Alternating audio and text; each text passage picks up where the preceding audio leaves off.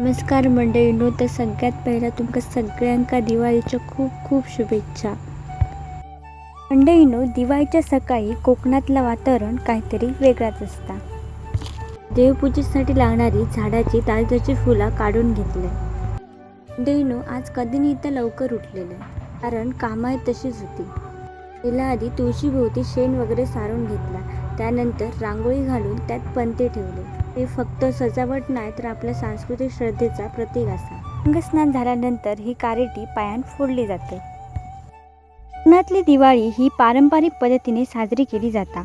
यात घराची स्वच्छता, दिव्याची रोषणाई, रांगोळी, फराळाचे पदार्थ आणि लक्ष्मीपूजन यासारख्या गोष्टींचा समावेश असता. दिवाळीचा स्वादिष्ट भाग म्हणजे गरमागरम कोकणातील पोहे.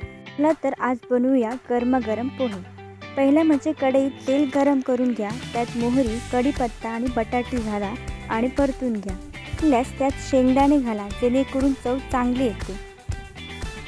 नंतर बारीक चिरलेलो कांदा आणि बारीक मिरची घालून मिक्स करा.